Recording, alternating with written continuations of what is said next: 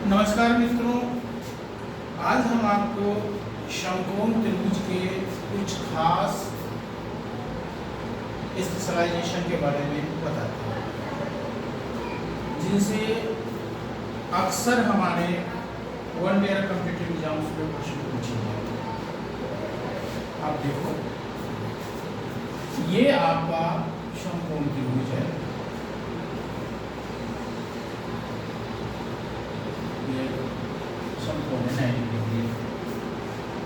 समकोण त्रिभुज का अर्थ यह हुआ कि वैसा त्रिभुज जिसका एक कोण समकोण हो, 90 डिग्री हो, और बाकी दो कोणों का जोड़फल भी 90 हो, यानी ये दोनों जो है सो अक्यूट एंगल है। ये हुआ, ये बी हुआ, ये सी। अब इस समकोण त्रिभुज में इनकी क्या क्या स्पेशलिटीज है। एक तो त्रिभुज, कोई भी त्रिभुज हो जिसमें अगर आपके पास आधार है और उस पर अल्टीट्यूड यानी लंब है, तो उसका क्षेत्रफल सिंपल क्षेत्रफल होता है 1/2 आधार ऊंचाई। यहाँ बी बेस, एच हाइट और अल्टीट्यूड का दूर है। अगर हम एसी को ही अगर बेस अगर मान लेते हैं,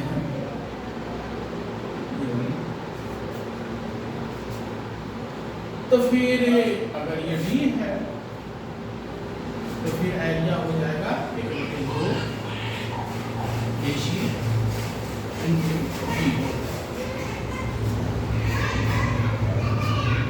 ठीक है, ये जो है ये दर्शाता है ये क्षेत्रफल का द्योतक है। ऐसा लिखने का अर्थ ये होता है कि ये बता रहा है कि इस त्रिभुज का क्षेत्रफल। अब ये दोनों आपस में बराबर हैं, तो इनको अगर हम कंपेयर कर लेते हैं, 1/2 बी का अर्थ हुआ बी सी और ये हो गया ए बी मल्टीप्लाई है और बराबर हो गया 1/2, ये हो गया ए सी हो गया बी। इसे तो अगर हमें बी डी निकालना है तो बी डी बराबर हो जाएगा B C into A B by S. ये हमारा ये निकल गया, यानी इस कर्ण पर जो लंब है उसकी ये लंबाई निकल गई। ठीक है, अब इसमें जरा सा गौर से देखिए, ये यहाँ से यहाँ पर जो ये लंबाई ए डी जो हुआ, इसकी लंबाई अगर हम कर लिए कहाँ पर किस बिंदु पर जाता है, तो ए डी बराबर होता है आपका इसके ठीक सामने वाली भुजा का स्क्वायर, ए बी का स्क्वायर बटे ये वाला नहीं ए सी। उसी तरह से अगर हमको ये डी सी का मान निकालना है तो डी सी बराबर हो जाएगा आपका, क्या डी सी बराबर हो जाएगा, इसके सामने की भुजा यानी बी सी का स्क्वायर बटे ए सी। यानी ये जो लाइन सेगमेंट का ये पार्ट है उसका मान ये हुआ, इसका मान ये हुआ, एक तो ये निकल गई, चलो भाई इसके क्षेत्रफल निकल गए। इसके साथ साथ एक और है कि जैसे 1/a बी का स्क्वायर प्लस 1/b सी का स्क्वायर, ये बराबर होता है 1/bd का स्क्वायर। तो इस तरह से BD का मान आप इस फॉर्मूला से भी निकाल सकते हैं, इस फॉर्मूला से भी निकाल सकते हैं, क्षेत्रफल ऐसे भी निकाल सकते हैं, ऐसे भी निकाल सकते हैं। अब अगर BD अगर हमारा जो है सो मीडियन के रूप में, मीडियन मैंने माध्यिका को, BD वर्क कर रहा है, BD as a median, median मैंने माध्यिका के रूप में हो, तो आप जानते हो माध्यिका सामने वाली भुजा को दो बराबर भाग में बांटता है। तो फिर वैसी स्थिति में ये AD बराबर होता है CD और ये बराबर हो जाता है किसका, BD।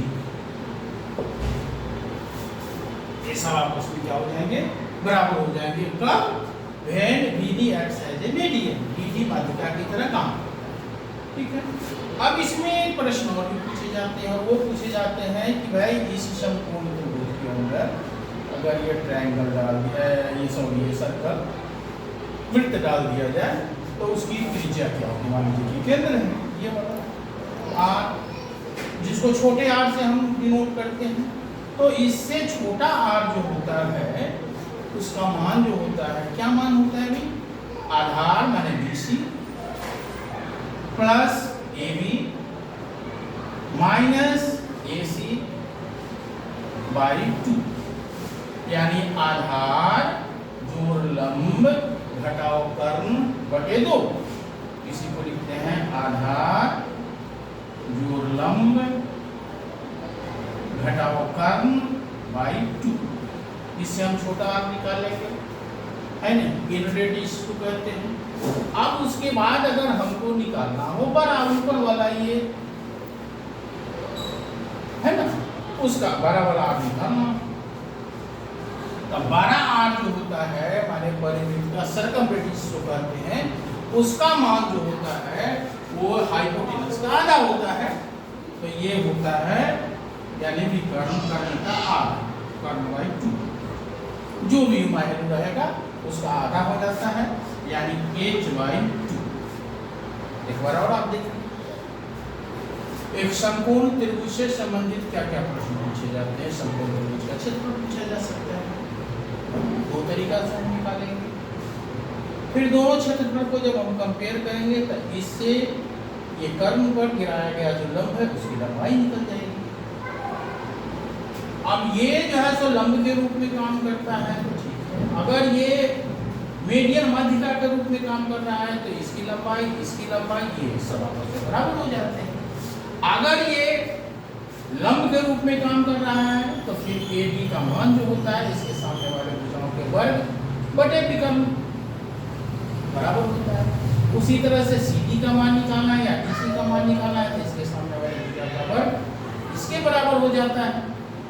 अब उसी तरह से इसके अंदर जो है सो अगर हम सर्कल डाल देते हैं, वृत्त डाल देते हैं, तो उसका इन रेडियस निकालने के लिए आधार प्लस लंब घटाओ कर्ण बटे 2, ये R बराबर होता है कर्ण बटे 2, ठीक है।